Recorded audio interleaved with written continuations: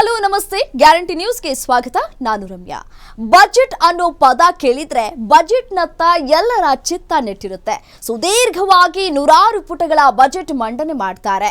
ಇಡೀ ಕಲಾಪದಲ್ಲಿ ಎಲ್ಲಾ ಜನಪ್ರತಿನಿಧಿಗಳು ಕೈನಲ್ಲಿ ಬಜೆಟ್ನ ಪ್ರತಿಗಳನ್ನ ಹಿಡಿದು ಪರಿಶೀಲನೆ ಮಾಡ್ತಾ ಇರ್ತಾರೆ. ಆದರೆ ನೂರಾರು ಪುಟಗಳ ಬಜೆಟ್ ಅನ್ನ ಆ ಒಂದು ಬಜೆಟ್ ಪ್ರತಿಯನ್ನ ಕೈಯಲ್ಲಿ ಬರೆದಿದ್ದಾರೆ ಅನ್ನೋದನ್ನ ನಂಬ್ತೀರಾ? ಹೌದು, ನಂಬಲೇಬೇಕು. ಆಶ್ಚರ್ಯ ಆದ್ರೂ ಇದು ಸತ್ಯ. ಆ ಕುರಿತ ಒಂದು ಸ್ಟೋರಿ ನಿಮ್ಮ ಮುಂದೆ.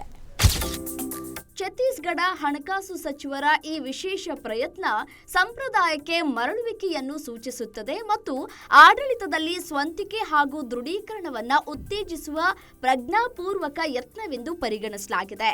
ಇದು ಸಂಪ್ರದಾಯಕ್ಕೆ ಮರಳುವಿಕೆ ಮತ್ತು ಸ್ವಂತಿಕೆಯನ್ನು ಉತ್ತೇಜಿಸುವ ಒಂದು ಹೆಜ್ಜೆಯಾಗಿದೆ.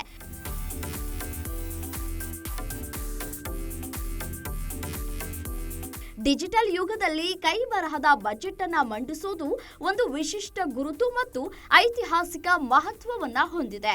ಇದು ದೃಢತೆ ಮತ್ತು ಪಾರದರ್ಶಕತೆಯನ್ನು ಉತ್ತೇಜಿಸುತ್ತದೆ ಅಂತ ಚೌಧರಿ ಬಜೆಟ್ ಮಂಡಿಸಿದ ನಂತರ ತಿಳಿಸಿದ್ದಾರೆ. छत्तीसगढ़ को एक नई ऊंचाई पर पहुंचाने के लिए पूर्ण रूपेण समर्पित बजट होगा और जो हमारा पहला बजट आया था उसी के अगली श्रृंखला के रूप में कल के बजट को आप देखेंगे.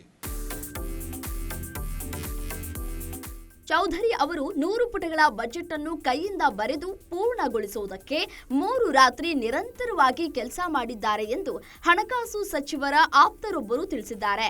2005ರ ಬ್ಯಾಚ್ನ ಐಎಎಸ್ ಅಧಿಕಾರಿಯಾಗಿದ್ದ ಚೌಧರಿ 2019ರಲ್ಲಿ ಬಿಜೆಪಿ ಸೇರಲು ರಾಯ್ಪುರ ಕಲೆಕ್ಟರ್ ಹುದ್ದೆಗೆ ರಾಜೀನಾಮೆ ನೀಡಿದ್ರು. ಯುಪಿಎಸ್ಸಿ ತಯಾರಿಯ ಸಮಯದಲ್ಲಿ ಅವರು ಅಧ್ಯಯನ ಮಾಡಿದ ಹಿಂದಿ ವಿಷಯದ ಮೇಲಿನ ಅವರ ಬಲವಾದ ಹಿಡಿತವು ಅವರ ಆದ್ಯತೆಯ ಶೈಲಿಯಲ್ಲಿ ಬಜೆಟ್ ಬರೆಯಲು ಸಹಾಯ ಮಾಡಿದೆ.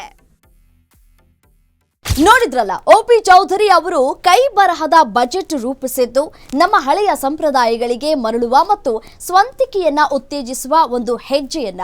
ಇದಾಗಿತ್ತು ಹೊತ್ತಿನ ವಿಶೇಷ. ನೋಡ್ತಾ ಇರಿ ಗ್ಯಾರಂಟಿ ನ್ಯೂಸ್, ಸುದ್ದಿ ಖಚಿತ, ನ್ಯಾಯ ನಿಶ್ಚಿತ. ಗ್ಯಾರಂಟಿ ನ್ಯೂಸ್, ಸುದ್ದಿ ಖಚಿತ, ನ್ಯಾಯ ನಿಶ್ಚಿತ.